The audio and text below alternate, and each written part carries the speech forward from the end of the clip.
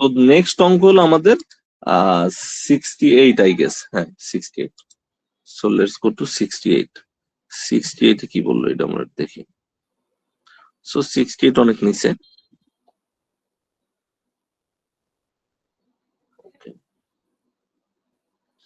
এখন 68 তে দেখা যাইতেছে কি, a wire lying along the y-axis y equal to 0 and y equal to 0.250 meter carries a current of এত অ্যাম্পিয়ার। সো আমার একটা এরকম একটা তার আছে মনে করো, এই যে তারটার ধরলাম আমরা এইভাবে। সো আমার এইটা হলো ওয়াই অ্যাক্সিস এর শুরু, সো এইটা হলো ওয়াই ইকুয়াল টু 0। আর ধরো এই জায়গায় আমার ওয়াই ইকুয়াল টু বেসিক্যালি হলো 0.250 হলো, হ্যাঁ। ক্যারিস এ কারেন্ট অফ 2 মিলিঅ্যাম্পিয়ার।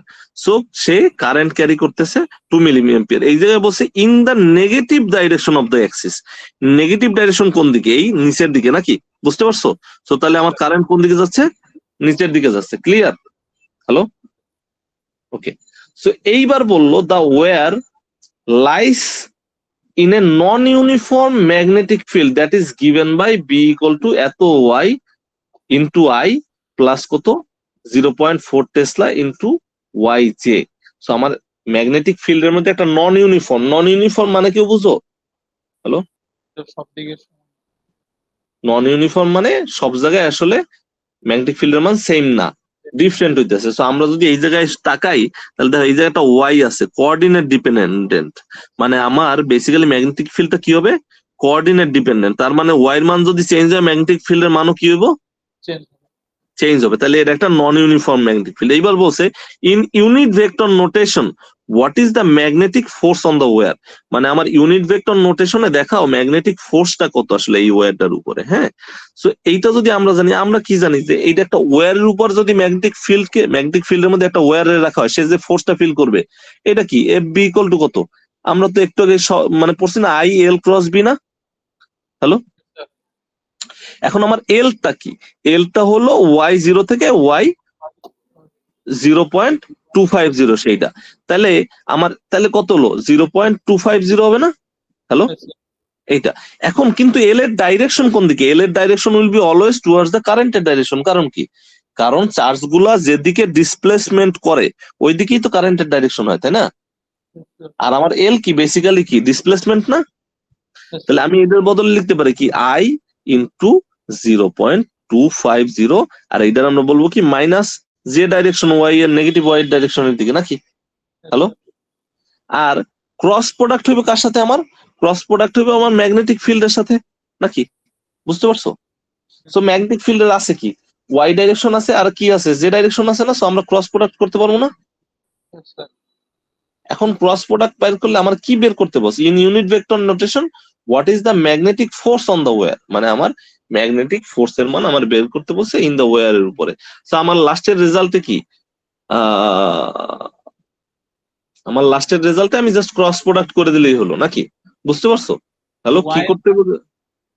হ্যাঁ, ওয়াই এর মানটা কি এখানে 0.225? না ওয়াই এর মান ওইভাবে লিখবো না আমরা, বিকজ আমার ম্যাগনেটিক ওয়াই এর মান ওয়াই হিসাবেই রাখবো। কারণ কি আমার ম্যাগনেটিক ফিল্ডের মান ভ্যারি করতে পারে ওয়াই বেসিসে, বুঝতে পারছো নাকি বুঝো নাই কথা? ওয়াই অনুযায়ী রাখবো মানে পুরোটা, মানে পুরাটাই জাস্ট ওয়াই হিসাবে রাখবো আমার, মানে এটা একটা ভ্যারিয়েবল হিসাবে থাকবে, বুঝতে পারছো? হ্যাঁ, কারণ কি কারণ ম্যাগনেটিক ফিল্ড আমি যদি তারের অর্ধেক বরাবর যাই তাহলে ওয়াই এর মান একটা, আমি যদি তারের মানে প্রথমে শুরুর দিকে থাকি তাহলে ওয়াই এর মান একটা, আমি যদি লাস্টে যাই তাহলে ওয়াই এর মান কি আরেকটা, বুঝতে পারছো? So I will get it as a variable, ঠিক আছে? সো এইভাবে রাখাটাই বেটার। সো 68 এর পরে আমার আছে কি 85, মাঝখানে অঙ্কগুলো করার দায়িত্ব তোমাদের আর কি। হ্যাঁ, সো 85 এ কি বলতেছে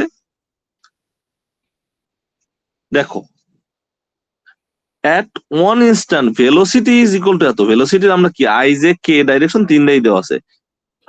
ওকে, at one instant v equal to এত metre per second is the velocity of a proton in uniform magnetic field of b equal to এত। সো আমার ম্যাগনেটিক ফিল্ডের মধ্যে একটা প্রোটনের ভেলোসিটি দেয়া আছে, ঠিক আছে? এবং বলছে at that instant what are the magnetic force F acting on the proton। তো আমার ম্যাগনেটিক ফোর্স আমার কি বলছে, একটা প্রোটন কি করতেছে, সে একটা ম্যাগনেটিক ফিল্ডের মধ্যে মুভ করতেছে।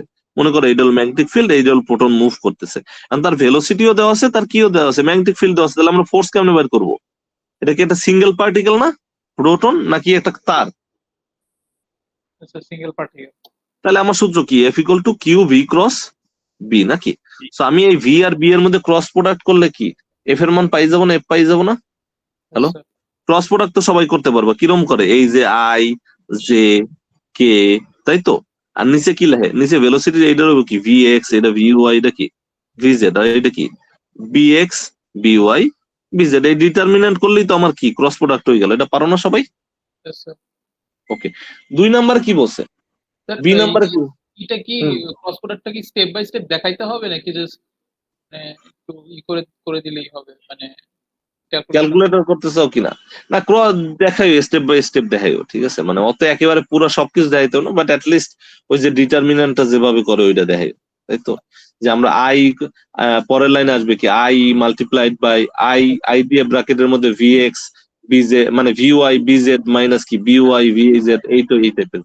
হ্যাঁ, তো তারপর বি নাম্বারে বলছে কি বলতো, আমাদের বি নাম্বার বলছে the angle between V and F, মানে আমার ভেলোসিটি আর ফোর্স এর মধ্যে অ্যাঙ্গেল বের করতে বলছে। এটা আমরা কেমনে বের করব? কারো কোনো আইডিয়া আছে? আমি কি এই জায়গা থেকে ফোর্স পাইতেছি না?